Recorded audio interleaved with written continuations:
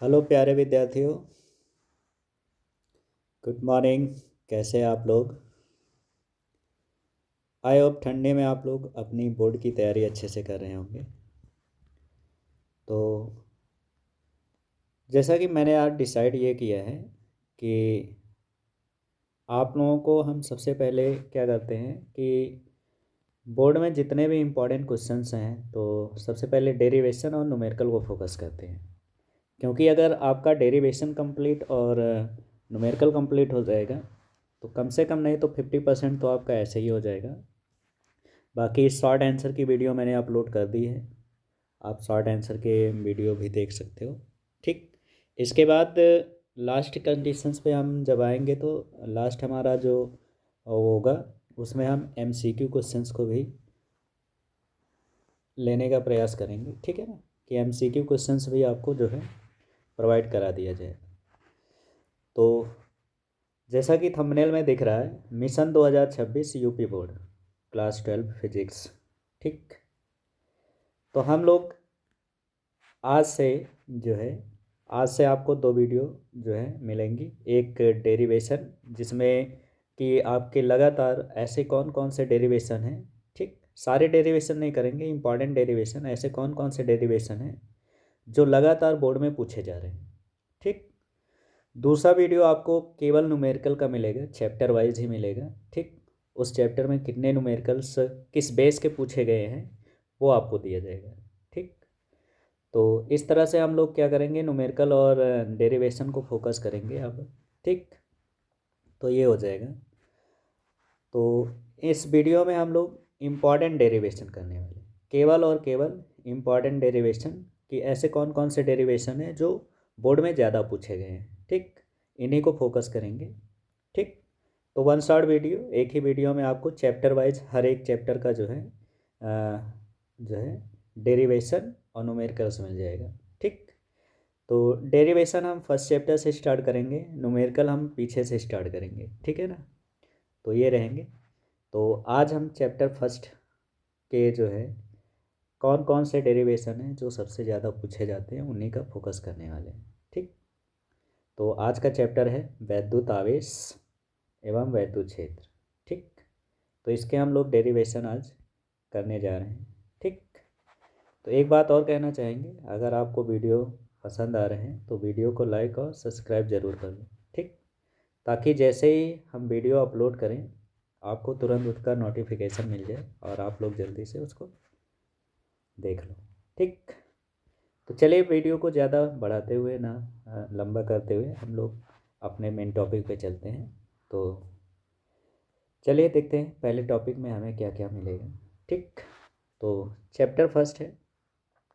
ठीक, जिसमें आपको कौन कौन से टॉपिक को ज़्यादा फोकस करने हैं, वैसे फर्स्ट चैप्टर में आपको पता भी होगा। ठीक, तो सबसे पहले नंबर पे जैसे यहाँ पे दिख रहा है, ठीक, वैद्युत द्विध्रुव के कारण अच्छी स्थिति में वैद्युत क्षेत्र की तीव्रता है।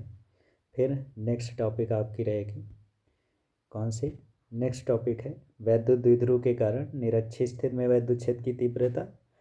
और अगला हमारा टॉपिक है, अगला कंडीशन है एक समान वैद्युत क्षेत्र में वैद्युत द्विध्रुव को घुमाने में उत्पन्न बलयुग्म आघूर्ण। तो ये ऐसे डेरिवेशन है, ऐसे जो है डेरिवेशन है जो आपको बोर्ड में लगातार अगर इस चैप्टर से कभी भी कोई भी डेरिवेशन आएगा तो यही डेरिवेशन पूछा जाएगा और कुछ नहीं आएगा। ठीक, तो चैप्टर फर्स्ट में 3 डेरिवेशन है, तो आज हम इन तीनों डेरिवेशन को कंप्लीट करने वाले हैं। ठीक, तो आइए देखते हैं कि कौन सा क्वेश्चंस कितने बार पूछा गया है। ठीक, तो पहला डेरिवेशन आ गया है। अब इस डेरिवेशन में देखिए सबसे पहले क्या दिया गया, एक समान वैद्युत क्षेत्र में रखे वैद्युत द्विध्रुव पर लगने वाले बल आघूर्ण का व्यंजक प्राप्त कीजिए।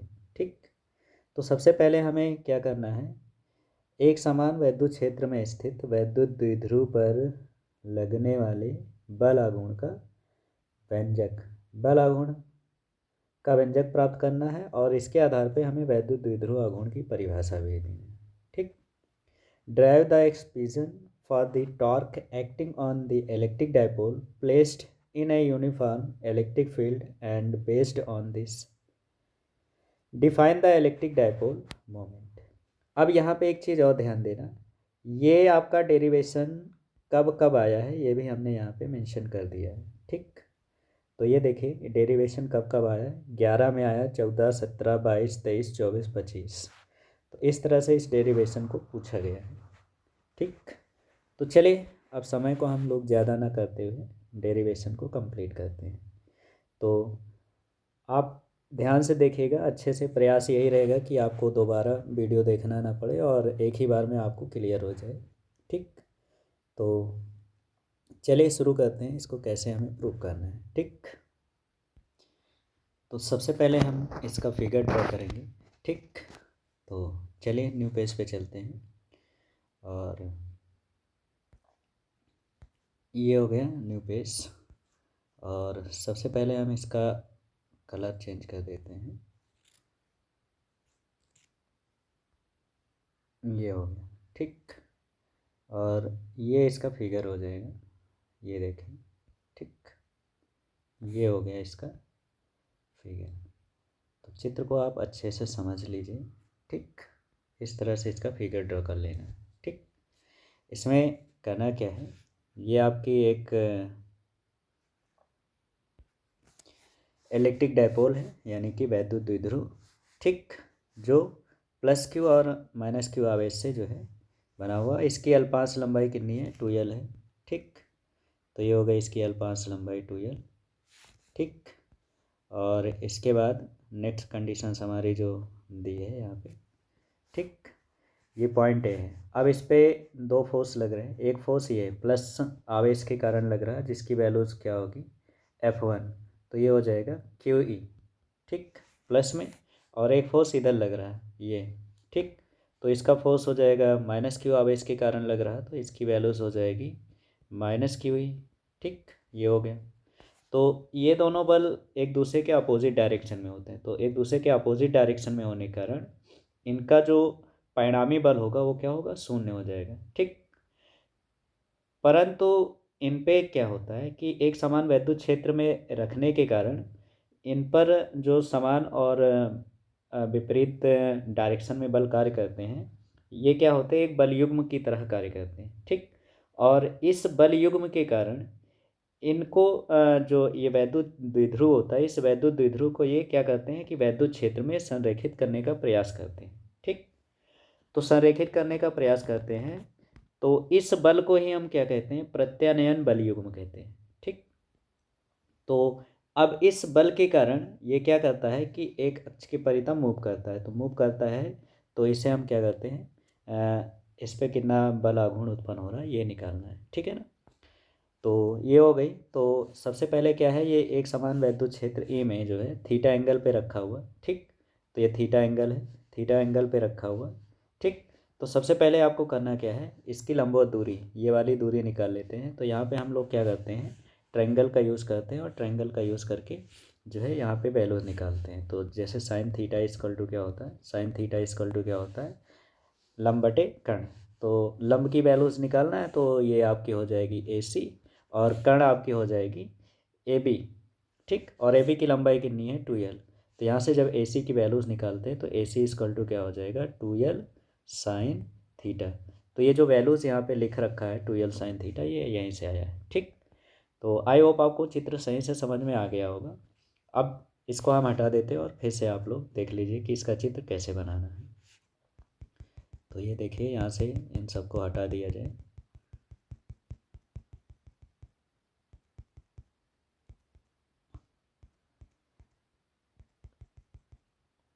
तो इस फिगर को आप अच्छे से समझ लीजिए। ठीक, इस तरह से आपको फिगर ड्रा कर लेना है।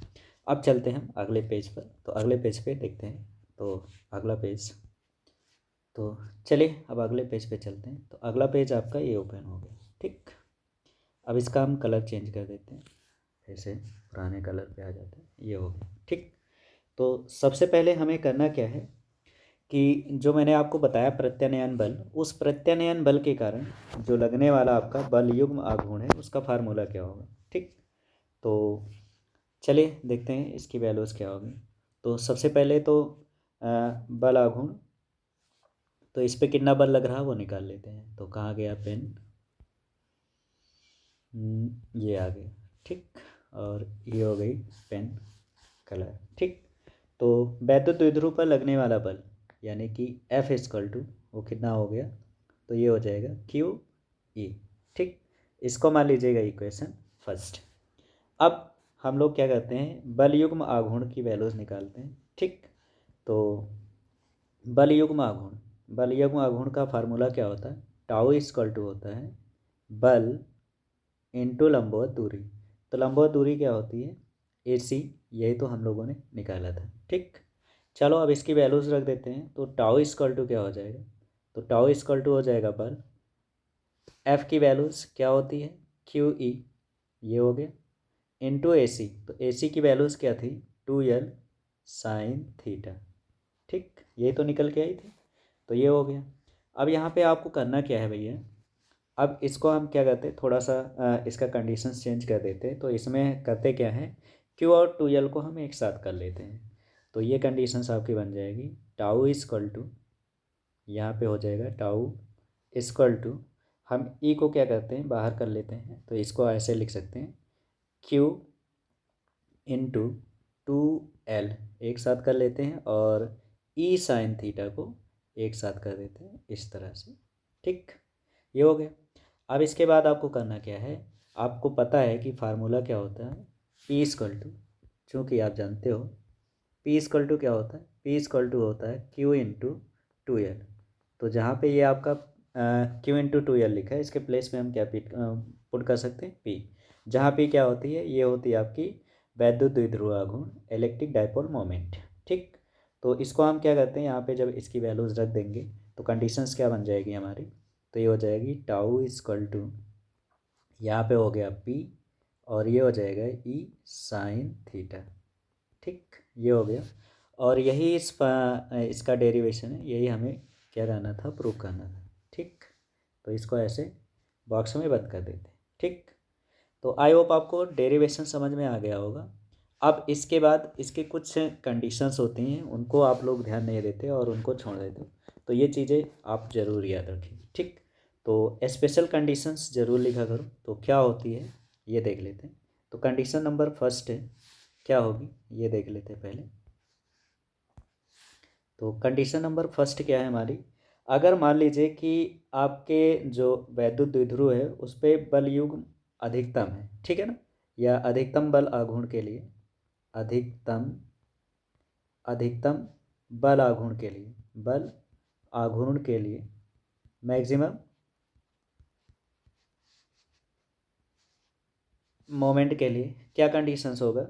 तो यहाँ पे अगर ये मान लिया जाए कि थीटा इक्वल टू कितना हो जाए 90 डिग्री, यही होती है। तो अधिकतम के लिए क्या होगा, थीटा इक्वल टू क्या होगा 90 डिग्री। तो अगर हमें वैद्युत द्विध्रुव को छेद के लंबवत रख देंगे तो उस कंडीशंस में हमें बल आघूर्ण क्या होगा, अधिकतम मिलेगा, ठीक। तो इस कंडीशंस में हमारी वैल्यूज़ क्या आ जाएगी, तो ये हो जाएगी टाउ मैक्स, ठीक, इक्वल टू कितना हो जाएगा, तो ये बन जाएगा आपका PE साइन थीटा, थीटा के प्लेस पे 90 डिग्री। तो साइन 90 डिग्री की वैल्यूज़ क्या होती है 1। तो ये हो जाएगा टाउ मैक्स इक्वल टू कितना हो जाएगा PE, ठीक। ये हो गया हमारा अगला कंडीशंस, ठीक, ये निकला है। सेकंड कंडीशंस, सेकंड कंडीशंस क्या हो जाएगा, निम्नतम की स्थिति हो जाए। तो निम्नतम की स्थिति में क्या होगी, जब थीटा की वैल्यूज़ क्या होगी 0 डिग्री। तो उस कंडीशंस में हमारी टाउ जो होगी वो क्या होगी 0 हो जाएगी, ठीक। तो ये स्थितियाँ ज़रूर रखिएगा। अब इसके बाद आपको देखिए क्वेश्चंस में हम लोगों ने क्या पढ़ा था कि इसके आधार पे, ठीक। तो इसके आधार पे हमें क्या करना, वैद्युत द्विध्रुव आघूर्ण की परिभाषा भी देना है, डिफाइन, ये देखो यहाँ पे लिखा हुआ है, define the electric dipole moment, ठीक। तो अब इसकी हम लोग डेफिनेशन जान लेते हैं कि इसकी डेफिनेशन क्या होगी, ठीक।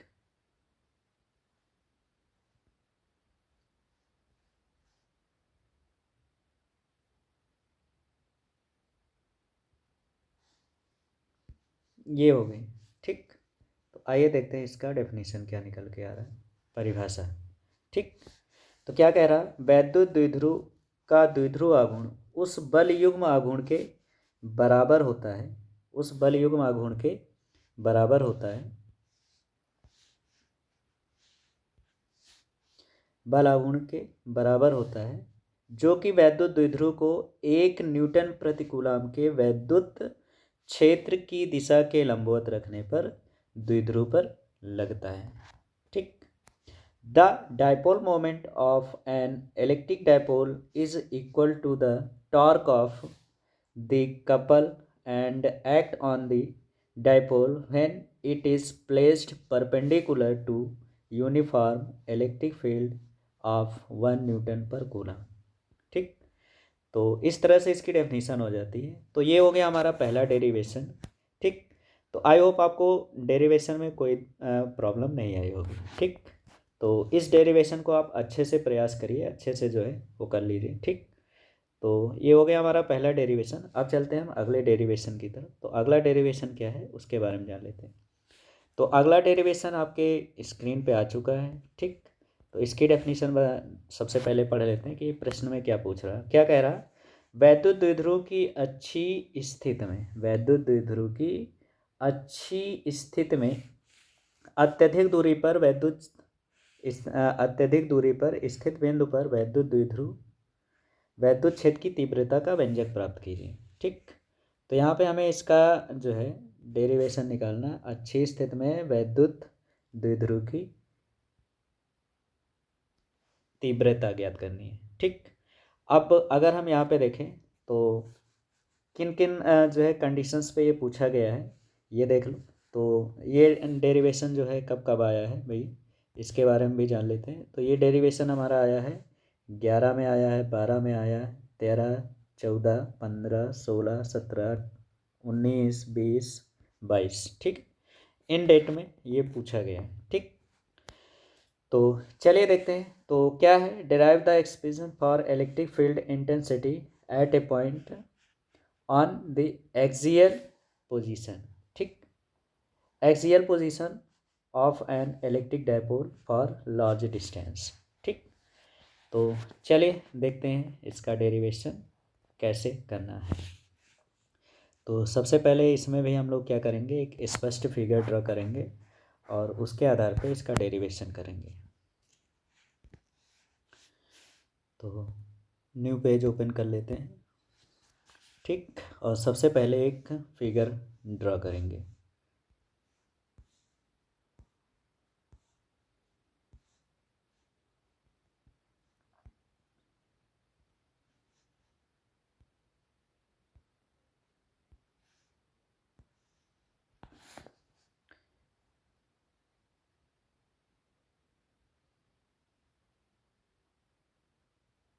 ये हो गया कोई वैद्युत द्विध्रुव। ठीक। एक मिनट।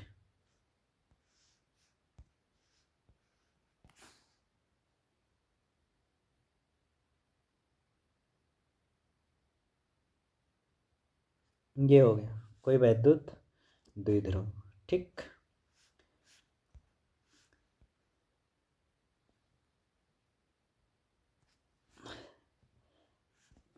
अब इस पे अगर हम लोग चार्ज रख दें, ठीक, तो इसका जो है ये हो गया।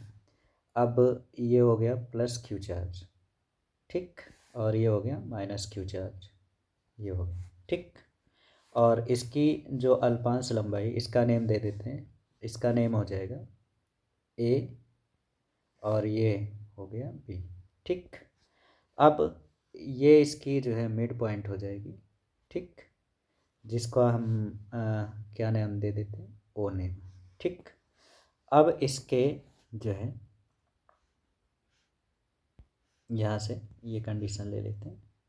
तो इसकी अच्छी स्थिति में यहाँ से इसके मिड पॉइंट से ये यहाँ से ये देखिए यहाँ पे कोई बिंदु है। ठीक। ये हो गई, ये है कोई बिंदु पी। ठीक। जहाँ पे हमें क्या करना है, वैद्युत क्षेत्र की तीव्रता ज्ञात करनी है। तो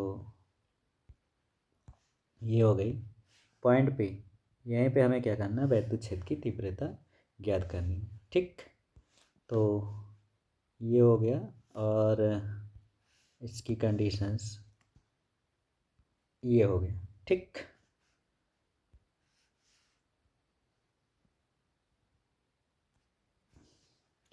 तो ये हो गया P। ठीक, यहीं पे हमें वैद्युत क्षेत्र की तीव्रता ज्ञात करनी है। ठीक, तो यहाँ पे क्या है, कोई आपका जो है अन्य चार्ज स्थित है, तो इसी पॉइंट पे हमें निकालना है इसकी वैल्यूज। ठीक, तो अब यहाँ पे देखो कि इस क्यू चार्ज और माइनस क्यू चार्ज के कारण जो वैद्युत बल रेखाएं हैं वो किन किन डायरेक्शन में।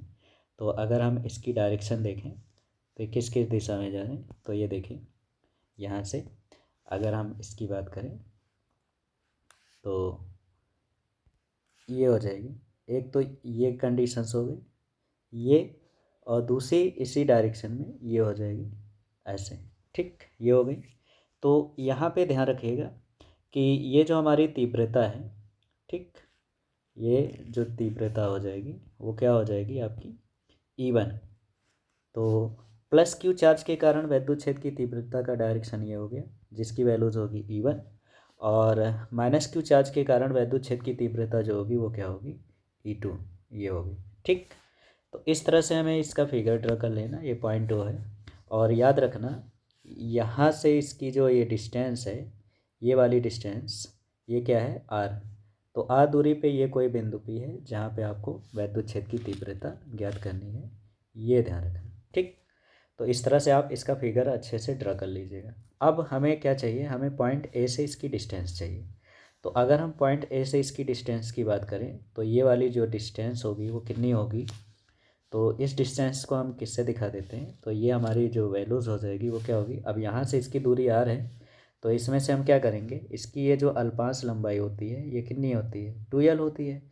तो ये वाली लेंथ क्या हो जाएगी L हो जाएगी, और ये लेंथ भी हमारी जो होगी वो क्या हो जाएगी L हो जाएगी। ठीक, तो यहाँ से ये दूरी जो होगी वो क्या होगी, R में से अगर हम ये वाली लेंथ को माइनस कर देंगे तो क्या हो जाएगी R माइनस L, ये हो जाएगी, ये डिस्टेंस हो गई। ठीक, और इसके बाद यहाँ से हमें इस पॉइंट से चाहिए इसकी डिस्टेंस, तो यहाँ से इसकी डिस्टेंस क्या हो जाएगी ये भी निकाल लेते हैं। तो पॉइंट बी से इसकी जो डिस्टेंस होगी वो कितनी हो जाएगी, ये वाली डिस्टेंस हमें फाइंड करनी है, तो ये डिस्टेंस हो जाएगी R प्लस L हो जाएगी। ठीक, तो ये फिगर इस तरह से आप ड्रा कर लेंगे। तो आई होप फिगर आपको अच्छे से समझ में आ गया होगा। अब चलते हैं हम इसके डेरिवेशन की तरफ, तो इसका डेरिवेशन कैसे करना है वो देख लेते हैं। ठीक,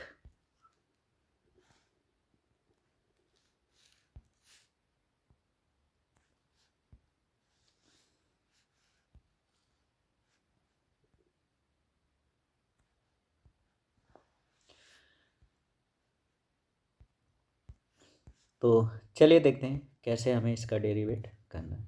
तो हाँ, एक सबसे पहले आपको क्या करना है, इसका स्टेटमेंट लिखना होता है। तो स्टेटमेंट में जो भी आपने बनाया है इसी के बारे में लिखना है। ठीक, तो चलिए निकालते हैं। तो पहला कंडीशन हमारा क्या हो जाएगा, तो देखिए सबसे पहले हम क्या करते हैं कि प्लस क्यू आवेश के कारण, है ना, यहाँ लिखना है प्लस क्यू आवेश के कारण वैद्युत क्षेत्र की तीव्रता। ठीक, तो चलिए डायरेक्ट मैं लिख दे रहा हूँ, ठीक है ना, अब लिखने में बहुत समय लगेगा। तो प्लस क्यू आवेश के कारण वैद्युत क्षेत्र की तीव्रता निकाल रहे हो, तो ये क्या हो गया E1। तो E1 इक्वल टू कितना हो जाएगा 1/4 पाई एप्सिलॉन 0। ठीक, एक मिनट, तो E1/4 पाई एप्सिलॉन 0, और यहाँ पे हो जाएगा आपका, अगर माध्यम का परावैद्युतांक K है तो K रख देंगे, और ये हो जाएगा आपका Q अपान इसकी जो डिस्टेंस हो गई वो क्या हो गई R माइनस L का होल स्क्वायर हो जाएगा। ठीक, अब इसके माइनस क्यू चार्ज के कारण, तो माइनस चार्ज के कारण इसकी वैद्युत क्षेत्र की तीव्रता E2 है, तो इसकी वैल्यूज़ क्या हो जाएगी, तो ये हो जाएगा 1/4 पाई एप्सिलॉन 0, और ये हो जाएगा आपका Q अपान इसकी जो डिस्टेंस है वो क्या है R प्लस L का होल स्क्वायर हो गया। ठीक, ये हमारी जो डायरेक्शन है वो किस में है, AP दिशा में है। ठीक, ये AP दिशा में हो गई, और ये हमारी किस दिशा में होगी, तो ये PB दिशा में हो जाएगी। ठीक, तो PB दिशा, ये इस तरह से इसका हम डायरेक्शन भी लिख देते हैं, ये हो गए। अब हमें क्या चाहिए, हमें चाहिए परिणामी तीव्रता। तो परिणामी तीव्रता, तो परिणामी तीव्रता कैसे निकालेंगे, हम दोनों को ऐड कर देते हैं। ठीक, तो परिणामी तीव्रता क्या हो जाएगी अब, लेकिन यहाँ पे ध्यान देना कंडीशंस क्या है कि इसमें जो डायरेक्शन है, देखो E1 की डायरेक्शन इधर है, ठीक, और E2 की डायरेक्शन इधर है, तो दोनों का परिणामी जो होगा वो क्या हो जाएगा, माइनस हो जाएगा। ठीक, तो माइनस के बराबर ही होगा इसकी कंडीशंस। तो चलिए इसकी वैल्यूज़ है ना वो कर लेते हैं। तो परिणामी तीव्रता क्या हो जाएगी, तो ये हो जाएगी E=E1 - E2। ठीक, ये हो गई। अब यहाँ पे हम इनकी वैल्यूज़ पुट कर देते हैं, तो हमें इसकी वैल्यूज़ निकल के आ जाएगी।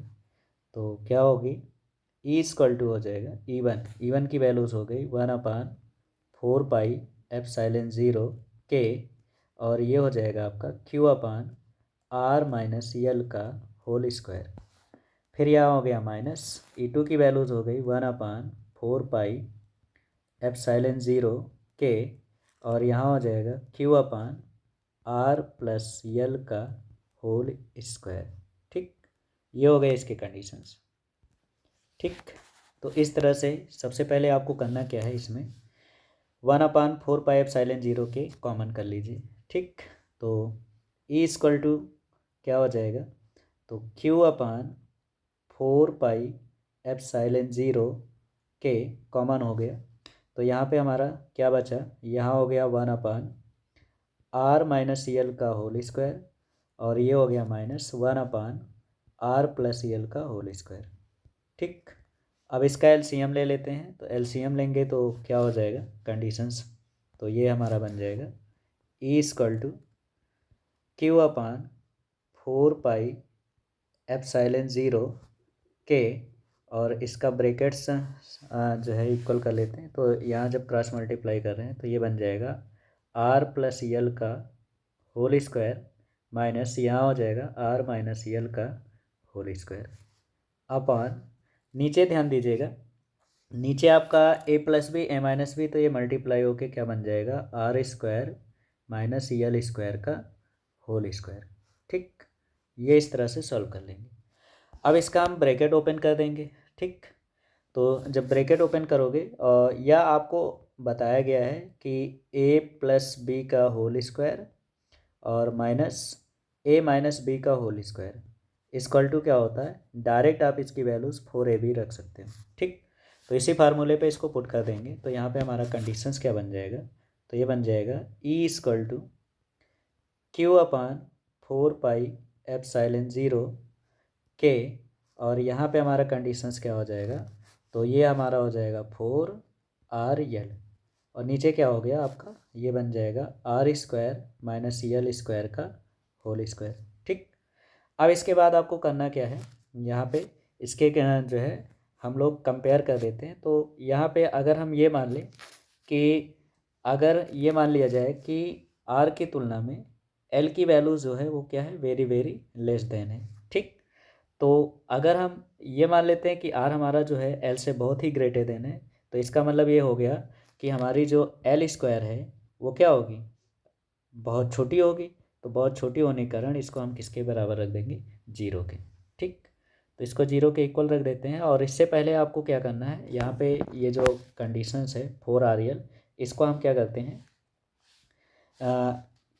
तोड़ देते हैं। तो कैसे तोड़ोगे, ध्यान दीजिए, तो इसको हम ऐसे भी लिख सकते हैं, E= क्या लिख सकते हैं, 1/4πε0, और इसको हम फैक्ट करके लिखेंगे तो क्या लिख सकते हैं, इसको लिखेंगे 2 × और यहाँ पे इसको ऐसे लिख देना 2R × 2L × Q लिख सकते हैं, ये ऐसे। ठीक, अपॉन नीचे क्या हो जाएगा R² - L² का होल स्क्वायर।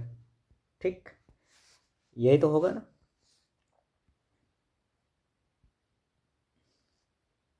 ये हो गया। ठीक, तो अब यहाँ पे इसकी वैल्यूज़ पुट कर दिया है हमने। तो ये देखिए, ये हमारा जो कंडीशंस है ये इतना, ये किसकी वैल्यूज़ है, तो आपको पता है P= क्या होता है, P= होता है 2L × Q।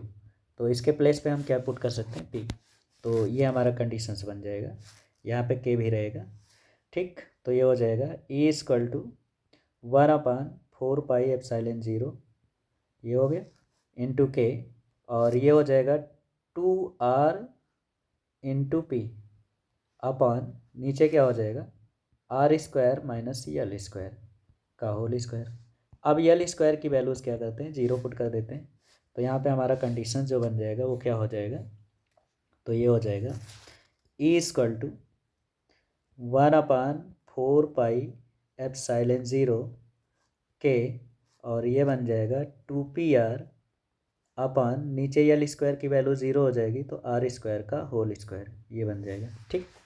अब इसकी वैल्यू जब यहाँ पे पावर के ऊपर पावर मल्टीप्लाई हो जाएगा तो क्या बन जाएगा, तो ये बन जाएगा E equal to 1/4 pi epsilon 0 के, और ये बन जाएगा 2pr अपॉन नीचे क्या हो गया, r⁴, ठीक। यहाँ देखिए ध्यान से, यहाँ हम क्या करते हैं, एक r को r से कैंसिल कर देते हैं, तो ये एक r से ये r कैंसिल होके यहाँ कितना पावर बच जाएगा, 3। तो हमारा जो फार्मूला आ जाएगा वो कितना हो जाएगा, तो ये हो जाएगा ई इक्वल टू 1/4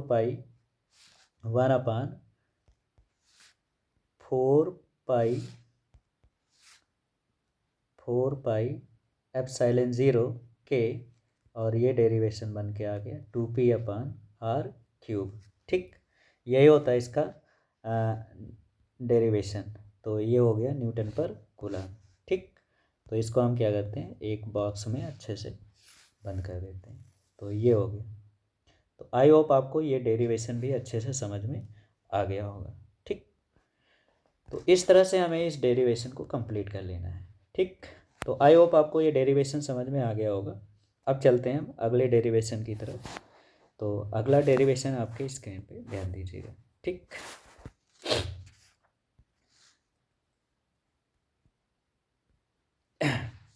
तो अगला क्वेश्चन आ गया है, क्या कह रहा है, वैद्युत द्विध्रुव की निरक्षी दिशा में वैद्युत क्षेत्र की तीव्रता का व्यंजक प्राप्त कीजिए। तो निरक्षीय स्थिति में हमें वैद्युत क्षेत्र की तीव्रता का व्यंजक फाइंड करना है। तो आइए इस लास्ट डेरिवेशन को भी कंप्लीट कर लेते हैं। और ये डेरिवेशन हमारा कब कब आया है, तो ये देख लीजिए, ठीक।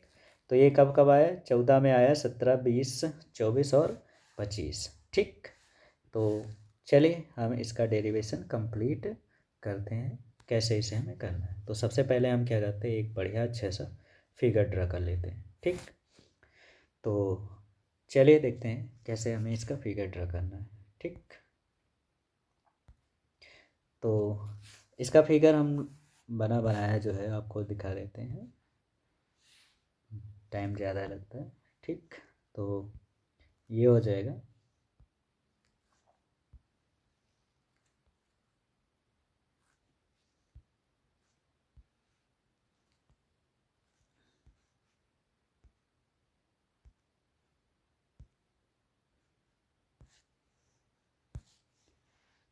इसका पहले कलर चेंज कर देते हैं, ये देखें, ठीक। तो ये इस तरह से हम क्या करते हैं, एक फिगर बढ़िया सुस्पष्ट ड्रॉ कर लेते हैं, ठीक। ये बन गया है। अब यहाँ पे ध्यान दीजिएगा,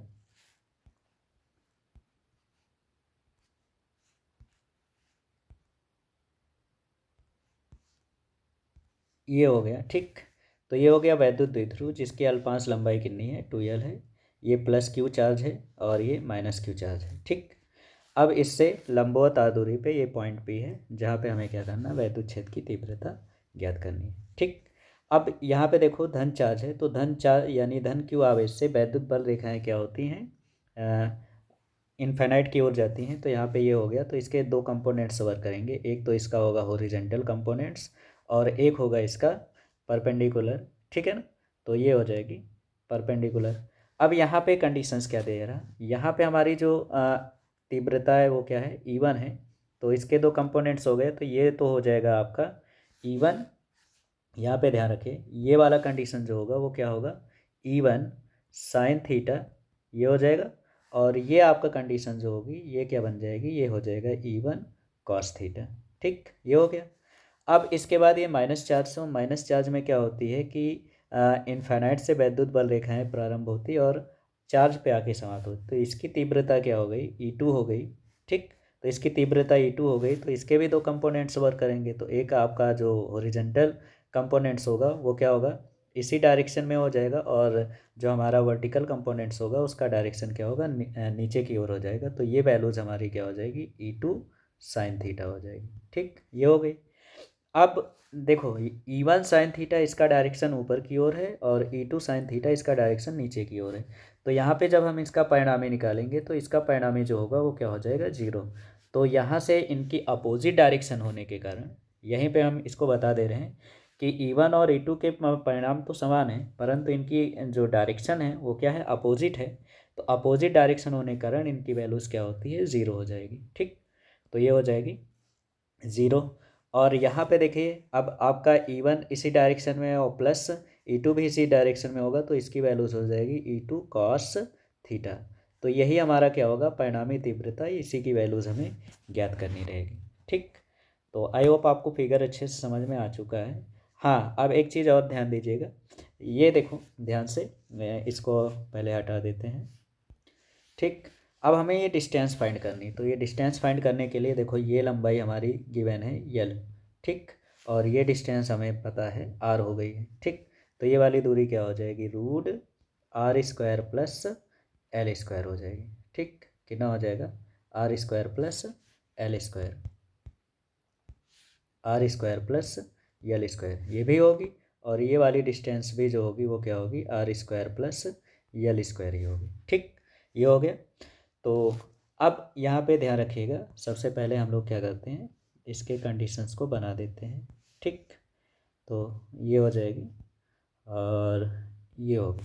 ठीक, तो यहाँ पे एक ये डायरेक्शन जा रही। ठीक, ये हो गई। तो ऐसा करते हैं, इसके कंडीशंस को हम यहाँ पे अलग बना देते हैं। ठीक, तो अगर हम इसकी वैल्यू से लिखेंगे तो ये क्या हो जाएगी, ये हो जाएगी आपकी E1 साइन थीटा। ठीक, ये हो गई। और ये कंडीशंस हमारी जो होगी ये क्या हो जाएगी, ये होगी E1 कॉस थीटा। ठीक, ये हो गई। और प्लस जब नीचे की ओर ये डायरेक्शन में आपकी वैद्युत क्षेत्र है तो इसके जो कंपोनेंट्स होगा वो नीचे की ओर ये हो जाएगी। तो इसकी वैल्यूज़ हो जाएगी E2 साइन थीटा, ये हो जाएगी। और इसका कंपोनेंट्स जो हो जाएगा वो हो जाएगा E2 कॉस थीटा। ये पूरा फिगर कंप्लीट रखिएगा और यही हमारी परिणामी होगी जिसकी वैल्यूज़ क्या होगी, ये हो जाएगी। ठीक, तो आई होप आपको फिगर समझ में आ गया होगा। अब चलते हैं अगले पेज पर। तो अगला पेज आपका, ध्यान दीजिए, ये आ गए अगले पेज पे। ठीक, तो सबसे पहले इसका हम कलर फिर से चेंज कर देते हैं, ये हो गया। ठीक, तो चलिए, तो इतना आप समझ गए हैं। अब हम लोग इसकी वैल्यूज़ निकाल लेते हैं। तो चलो देखते हैं। तो पहले एक प्लस क्यू चार्ज के कारण हम इसकी तीव्रता निकालेंगे। तो क्या हो जाएगी, तो प्लस क्यू चार्ज के कारण वैद्युत क्षेत्र की तीव्रता। तो वैद्युत क्षेत्र की तीव्रता यानी क्या हो जाएगी, तो ये हो जाएगी E1 इक्वल टू 1/4πε0। अगर माध्यम का परावैद्युतांक K है तो K हो जाएगा। और यहाँ पे हो जाएगी हमारी क्यू चार्ज के का, तो Q/, नीचे क्या हो गया, √R² प्लस L²। अब इसका होल स्क्वायर, ये हो गया। तो स्क्वायर से रूट कैंसिल हो जाएगा। तो इसको हम ये भी लिख सकते हैं, E1 इक्वल टू 1/4πε0 K। और ये हो जाएगा आपका Q/, रूट हट जाएगा तो ये बन जाएगा R² प्लस L²। ठीक, ये हो जाएगी आपकी E1 की वैल्यूज़। ठीक, अब इसके बाद माइनस क्यू चार्ज के कारण, तो माइनस क्यू चार्ज के कारण जब इसकी हम तीव्रता निकालेंगे, कारण वैद्युत क्षेत्र की तीव्रता, तो इसकी वैल्यूज़ क्या होगी, तो ये हो जाएगी E2 इक्वल टू 1/4πε0। और ये हो गया K, इसकी वैल्यूज़ भी यही होगी, Q/, नीचे क्या हो गया, R² प्लस L², क्योंकि डिस्टेंस सेम ही है। ठीक, तो इस तरह से हम निकाल लेंगे। ठीक, अब ये जो है निकल आई। अब हमें क्या निकालना है, परिणामी। तो परिणामी में मैंने आपको उधर ही बताया था कि हमारी जो वर्टिकल कंपोनेंट्स हैं, यानी कि लंबवत जो कंपोनेंट्स हैं, ठीक, जिसको हम ऊर्ध्व घटक के नाम से जानते हैं, ये क्या हैं, इनके वैल्यू समान हैं परंतु विपरीत डायरेक्शन में, ठीक है। इसलिए इनकी वैल्यू जो होगी वो क्या होगी, शून्य हो जाएगी। लेकिन इसके जो क्षैतिज घटक हैं वो क्या हैं, एक ही दिशा में हैं, तो ये आपस में क्या होंगे, जुड़ जाएंगे। तो यहाँ पे जब हम परिणामी तीव्रता निकालेंगे, परिणामी तीव्रता, परिणामी तीव्रता, ठीक, तीव्रता रिजल्टेंट इंटेंसिटी क्या हो जाएगी, तो ये हो जाएगी आपकी E=E1 cos थीटा, और ये हो जाएगी प्लस E2 cos थीटा, ठीक। ये इस तरह से इसकी वैल्यूज हमें फाइंड कर लेना है। चलिए अब हम यहाँ पे क्या करते हैं, यहाँ पे आपने देखा कि E1 और E2 की वैल्यूज़ क्या है, सेम है, ठीक। तो जब E1 और E2 आपके सेम है तो इसको हम ऐड भी कर सकते हैं। तो क्या लिख सकते हैं इसको, तो इसको लिख सकते हो E=2E1 cos थीटा, ये हो जाएगा, ठीक। अब यहाँ पे थोड़ा सा आप ध्यान दीजिए कि हम लोग जो है इसकी cos थीटा की वैल्यूज़ निकाल लेते हैं, ठीक। तो cos थीटा की वैल्यूज़ कैसे निकलेगा, तो यहाँ पे ध्यान दीजिएगा कि ये हमारा जो कंडीशंस हो जाएगा, ये देखिए,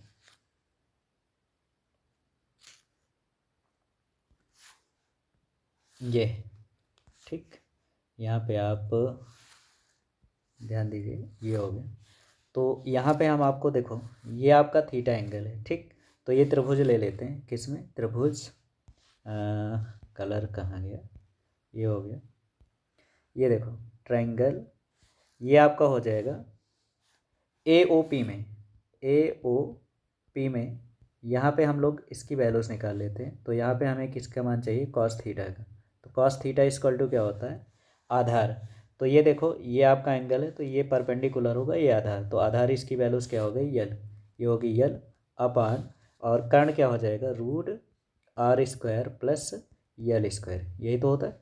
तो इस वैल्यूज़ को हम लोग क्या करते हैं, यहाँ पे रख देते हैं, पुट कर देंगे। तो यहाँ पे जब इसकी वैल्यूज़ पुट करेंगे तो क्या कंडीशंस बनेगा, यहाँ देख लीजिए, ठीक, ये हो गया। तो इसकी जो वैल्यूज़ हो जाएगी वो हो जाएगी, तो चूँकि अभी अभी हमने आपको निकाल के दिखाया कि जो कॉस थीटा है उसकी वैल्यूज़ क्या है, तो कॉस थीटा इक्वल टू क्या होता है, यल/√r² प्लस यल², ये हो गई। तो ये वैल्यूज़ को जब यहाँ पे पुट कर देंगे तो हमारा कंडीशंस क्या बन जाएगा, तो ये हो जाएगी। चलिए यहाँ पे मान रख दो, तो क्या बन जाएगा, तो ये बन जाएगा E=2, और ये हो गया E1 की वैल्यूज़ क्या आई थी, 1/4πε0 के, और ये हो गया आपका Q/, यहाँ पे हो गया r² प्लस यल², ठीक, ये हो गया into cos theta, cos theta. तो कॉस थीटा की वैल्यूज़ पुट कर देते हैं, तो इसको हम क्या लिखेंगे, E=1/4πε0 के, और यहाँ पे हमारा कंडीशंस क्या बन गया, 2Q, और नीचे हो गया आपका r² प्लस यल², और कॉस थीटा के प्लेस पे कॉस थीटा की वैल्यूज रखेंगे तो यल/√r² प्लस यल², ये हो जाएगा, ठीक। तो जब इसको मल्टीप्लाई करेंगे तो क्या कंडीशंस बन जाएगा, तो यहाँ पे आपका बन जाएगा E=1/4πε0 के, और इसको मल्टीप्लाई कर दो तो ये बन जाएगा 2L×Q, ऐसे कर लेते हैं। और नीचे यहाँ पे देखिए, यहाँ पे आपका हो जाएगा r² प्लस यल² की पावर 3/2, ठीक, ये हो गया।